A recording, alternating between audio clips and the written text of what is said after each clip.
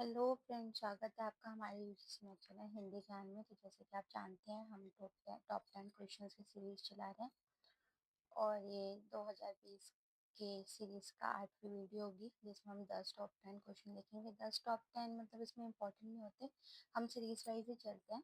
But top 10 इसलिए क्योंकि ये इसमें जो भी क्वेश्चंस हैं उन सब के जो टॉपिक है वो रिपीट होते हैं। ठीक है, क्वेश्चंस रिपीट नहीं होते, टॉपिक होते हैं। और अगर वो आप टॉपिक उसके 4 जो ऑप्शंस होते हैं उन सबके साथ में कर लोगे तो बहुत ही अच्छा रहेगा, बहुत ही ईज़ी हो जाएगा। और जिन क्वेश्चंस में जिनके क्वेश्चंस में जो 4 ऑप्शंस होते हैं उसमें कुछ भी डिस्क्रिप्शन या समझाने लायक नहीं होता, तो उसको हम जल्दी-जल्दी रैप अप करके आगे बढ़ते हैं। ठीक है?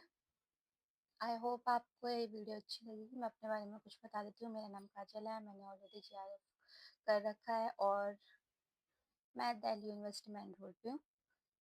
तो अब ना बिना देरी करते हुए पढ़ते हैं। ठीक है, निम्नलिखित पढ़ने विषयों को उनसे संबंध उपन्यासों सुमेलित कीजिए। यहाँ पे सूची 1 है, यहाँ पे सूची 2 है, आपको बताना है। ठीक है, व्यक्तियों का जीवन स्थितियों का चित्रण, दलित जीवन की नारकीय वस्तुओं का चित्रण, पंजाब पर अंग्रेजों के आधिपत्य और ईस्ट इंडिया कंपनियों की लूट खसोट का चित्रण, पटना के महिला छात्रावास में पनपने वाले भ्रष्टाचार और स्त्रियों के काम शोषण का चित्रण। नीचे दिए गए विकल्पों में से सही चुनिए। यहाँ पे है परती परिकथा, मायादास की माड़ी, नाचो बहुत गोपाल और समय सरगराम। आपको बताना है इसमें से किसका क्या है। वैसे इस तरह की क्या बातें नहीं है उपन्यास का। अब जो विषय पूछा जाता है, जो हमारे सिलेबस में उनसे पूछा जाता है। मैं आपको ऑप्शन पढ़ देती हूँ, ये ज्यादा इंपॉर्टेंट नहीं है। ए का 1 का 2, 2 का 2, 3 का 3, 4 का 4, बी का 1 का 2, 2 का 3, 3 का 4, 4 का 1, सी का 1 का 4, 2 का 3, 3 का 2, 1 4 का 1, डी का 1 का 3, 2 का 4, 3 का 1 और 4 का 2। बताइए यहाँ पे।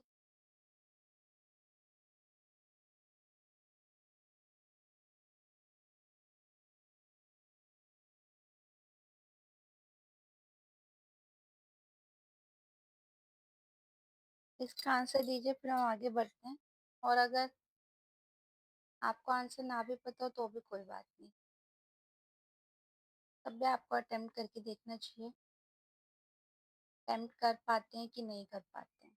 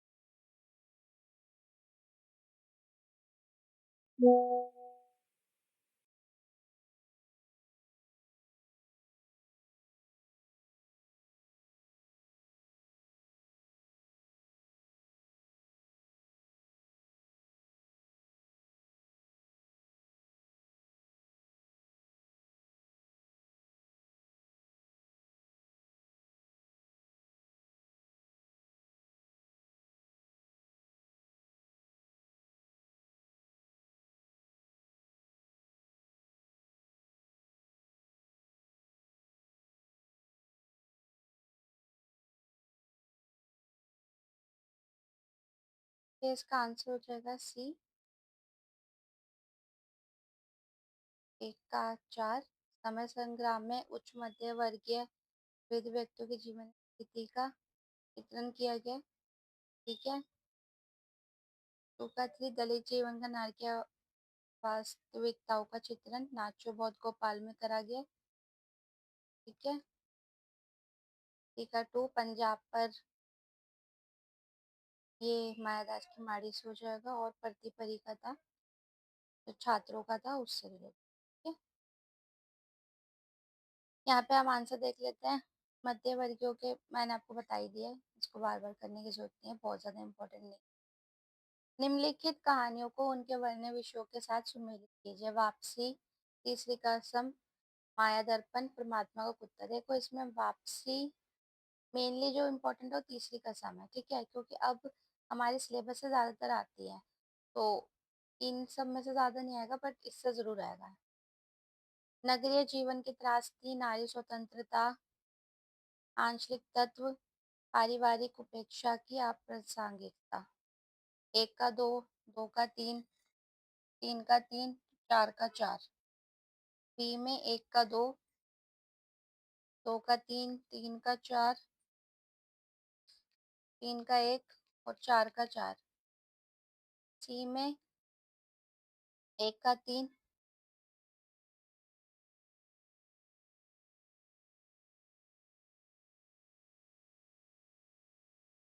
तीन का दो, चार का चार। और डी में एक का चार, तीन का दो, दो का तीन, तीन का दो और चार का एक। बताइए आंसर, फिर इसके आगे बढ़ेंगे हम।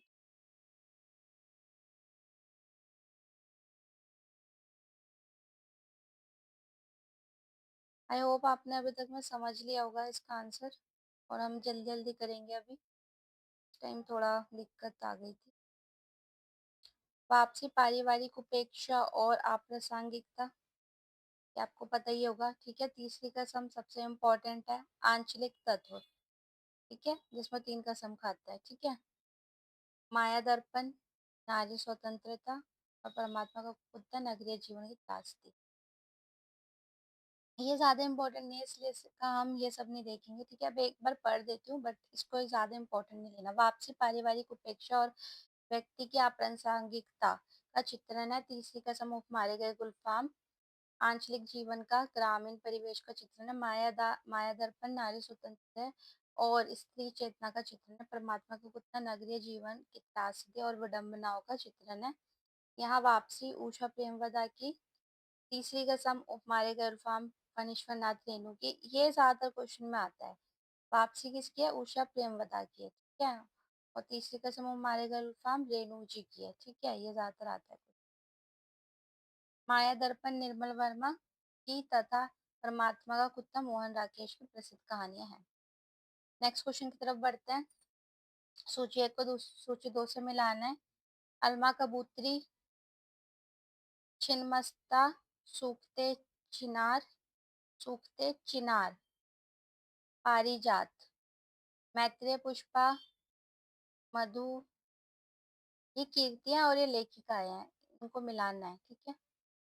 मधु काकरिया, नासिरा शर्मा और प्रभा खेतान। इस तरह के क्वेश्चन कम आते हैं बट आ सकते हैं। ठीक है, तो आपको पता होना चाहिए।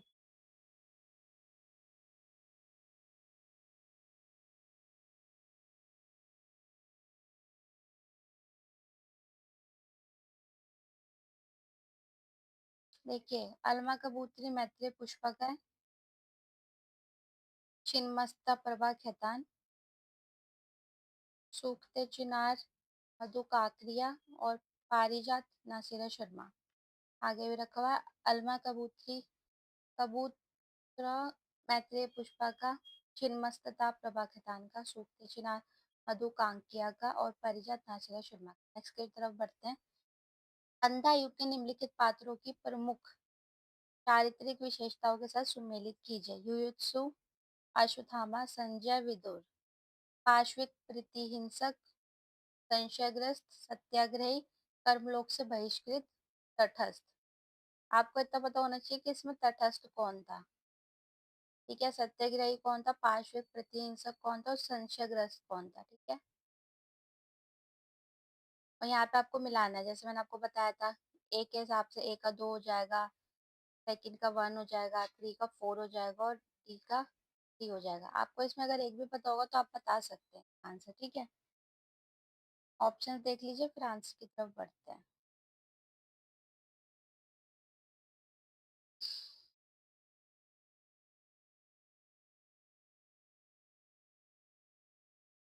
देखिए संजय जो है वो तटस्थ थे, तो 3 का 4, 3 का 4 दो में, इसमें और इसमें, तो ये दोनों तो कट हो गए, ठीक है। हेलो।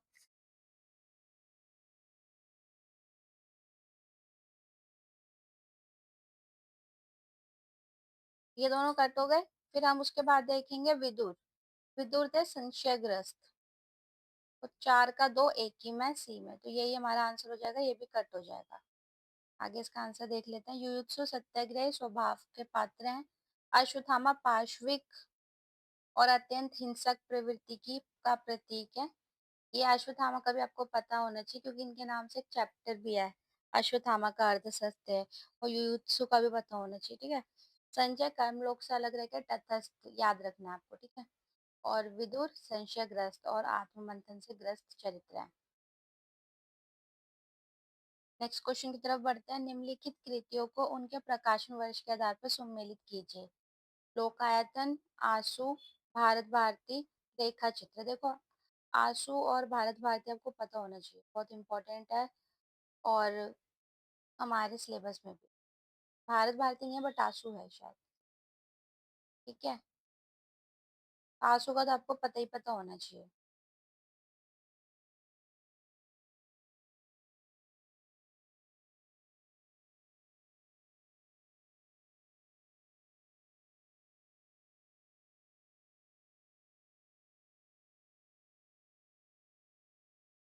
भारत भारती भी है।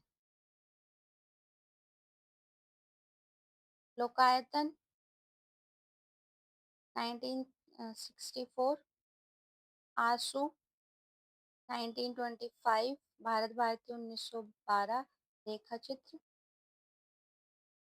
1935। लोकायतन 1964 कवि सुमित्रानंदन पंत है। आंसू जयशंकर प्रसाद जी का, ये बहुत अच्छे से याद रखनी क्योंकि हमारे सिलेबस में है, ठीक है। ये और ये मैथिली शरण गुप्त जी का भारत भारती में हमारे सिलेबस में, वो भी याद रखना, ठीक है।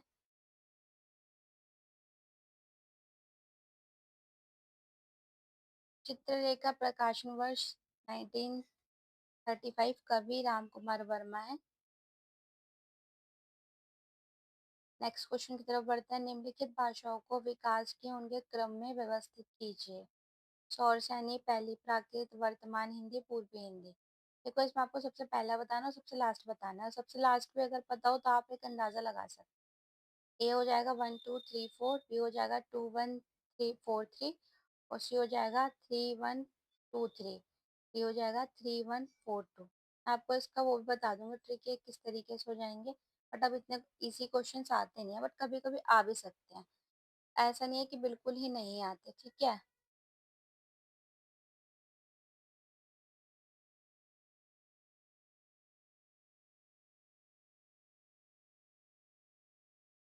देखिए इसमें आप ये देख सकते हैं कि वर्तमान हिंदी जो सबसे लास्ट में आएगी, थ्री सबसे लास्ट में, दो ही में, तो एक कट गया, ये वाला भी कट गया, ठीक है। अब इसमें सी में है पहला 4, पूर्वी हिंदी। पहले पूर्वी हिंदी आया था या प्राकृत, पहली प्राकृत आया था, प्राकृत से सौर सैनी निकली है ना, तो पहले 2 आना चाहिए, तो ये सही आंसर हो जाएगा। पहली प्राकृत 1, सौर सैनी 2, ठीक है। पूर्वी हिंदी 3, पूर्वी और पश्चिमी सौर सैनी से निकली है, और वर्तमान हिंदी 4, ठीक है। ये समाज सही हमारा आंसर हो जाएगा। पहली हिंदी, पहली प्राकृत, इसे पाली भाषा कहा जाता है। सौर सैनी इसके अंतर्गत हिंदी की ब्रज, बुंदेली, कन्नौजी, खड़ी बोली और हरियाणवी जैसी बोलियां आती है। पूर्वी हिंदी इसमें अवधी, बघेली और छत्तीसगढ़ी जैसी बोलियां शामिल है। वर्तमान हिंदी आज के समय में बोले जाने वाली आधुनिक हिंदी, जिसमें हिंदी की अपनी परंपरा के शब्दों के साथ साथ अंग्रेजी, तमिल, तेलुगु, बांग्ला, फ्रेंच, अरबी, फारसी, तुर्की और स्पेनिश जैसे अन्य भाषाओं से आए शब्द भी सम्मिलित हैं। प्रकार भाषाओं का यह क्रम उनके ऐतिहासिक विकास को स्पष्ट रूप से दर्शाता है। रघुवीर सहाय की के कविता संग्रह का प्रकाशन वर्ष के अनुसार सही क्रम लगाइए। लोग भूल गए हैं आत्महत्या के विरुद्ध, कुछ पत्ते कुछ चिट्ठियां, हंसो हंसो जल्दी हंसो।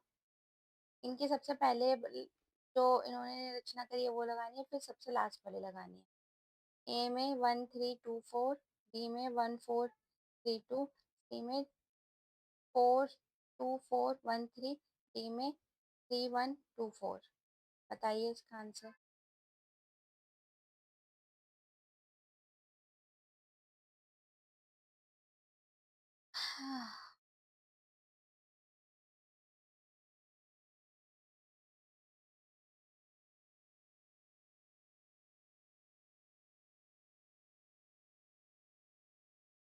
पहला आत्महत्या के विरुद्ध, तो ये पहले नंबर पे आ जाएगी। ठीक है, हंसो हंसो जल्दी हंसो ये दूसरे नंबर पे, लोग भूल गए हैं तीसरे पे, और कुछ पत्ते कुछ चिट्ठियां ये चौथे पे। ठीक है, तो सी इस तरीके से सही हो जाएगा। इसका आंसर देख लेते हैं। ठीक, आत्महत्या के विरुद्ध 1967, हंसो हंसो जल्दी हंसो 1975, लोग भूल गए 1982, कुछ पत्ते कुछ चिट्ठियां 1989। यही रघुवीर साय जी का जो था वो सही क्रम था। प्रकाशन वर्ष के अनुसार निम्नलिखित कहानियों का सही क्रम है। धुलाई वाली, एक टोकरी भर मिट्टी, 11 वर्ष 11 वर्ष का समय से, और प्लेग की चुड़ैल। ये तीनों बहुत इंपॉर्टेंट है क्योंकि ये दोनों तो हमारे सिलेबस की है, और ये रामचंद्र शुक्ल जी की बहुत इम्पोर्टेंट है, जिसको पहले कहानी में भी कंसीडर किया जाता है। कई राइटर इसको भी पहली कहानी मानते हैं, और प्लेग की चुड़ैल भी को भी मानते हैं, तो इससे आपको पता होना चाहिए सबका। ठीक है। हाँ,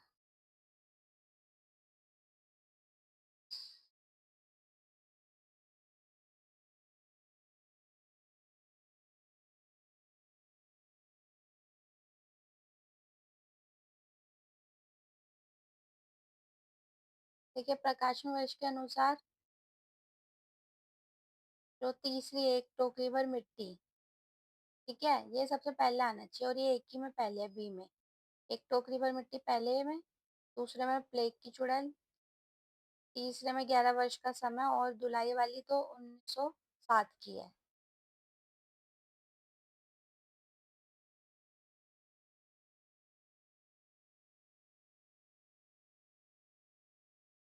हम्म,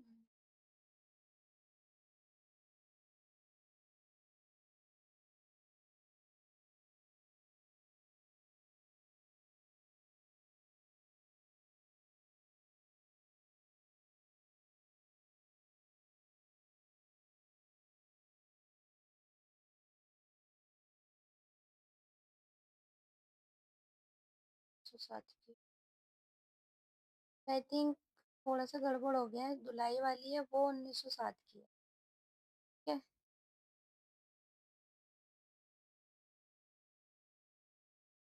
और ये 1903 की।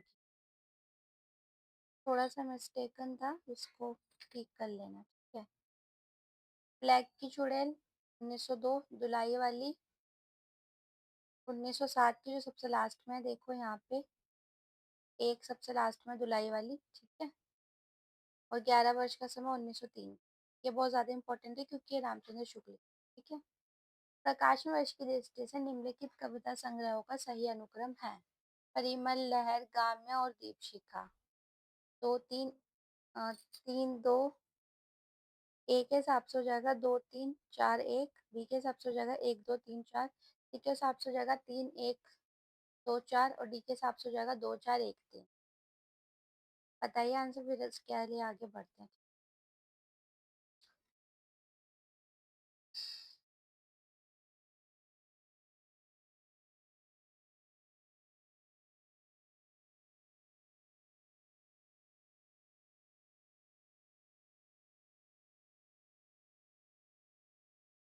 ये जिस क्रम में है उसी क्रम में आएगा, 1 2 3 4, पहले परिमल फिर लहर फिर गाम्या।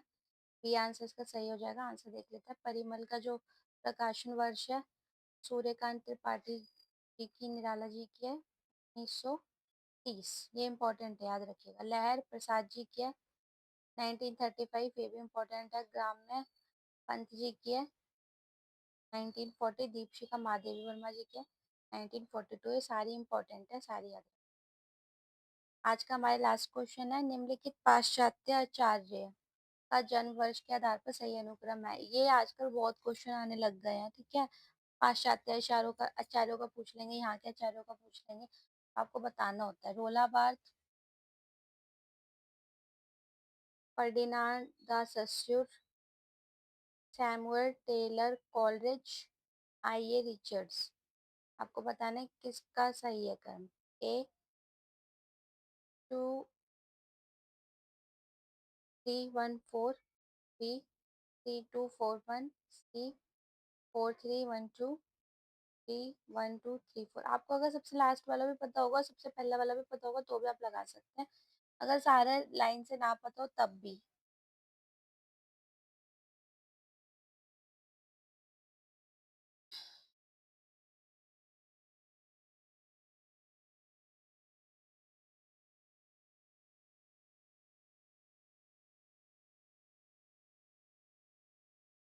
देखो इसमें सबसे पहले आना चाहिए कॉलरेज का, क्योंकि सब 17 से रिलेटेड है, ठीक है। ये सबसे पहला होना चाहिए, ए की में, बी में, ठीक है। सबसे लास्ट में होना चाहिए रोला बार्थ, वन इसमें है सबसे लास्ट में। अब इसका आंसर देख लेते हैं। सैम्यूअल कॉलरिज का जो है, उनका जन्म है 1772 का, जैसे मैंने आपको बताया, ठीक है। सेस्यूर का 57 का, 1857 का है। रिचर्ड्स का 1893 का है। और रोलाबाद का 1915 का है, ठीक है। आई होप आपको हमारे क्वेश्चन और वीडियो अच्छी लगी होगी। अगर आपको क्वेश्चन और वीडियो अच्छी लगी हो तो वीडियो को लाइक करें, अपने सवाल और सुझाव कमेंट बॉक्स में ज़रूर डालें और शेयर करें। जो भी यूजीसी नेट की तैयारी कर रहा हो उसके साथ में हमें कांटेक्ट करने के लिए यूजीसी नेट हिंदी ज्ञान @gmail.com पे आप कांटेक्ट कर सकते हैं। और अगर टेलीग्राम पे करना हो तो उसका लिंक मैं डिस्क्रिप्शन बॉक्स में डाल दूँगी। टेलीग्राम का भी मैं आपको बता देती हूँ, यूजीसी नेट हिंदी ज्ञान /2025, ये उसका लिंक है, ठीक है? बाकी आपको डिस्क्रिप्शन में तो मिल ही जाएगा। Bye bye.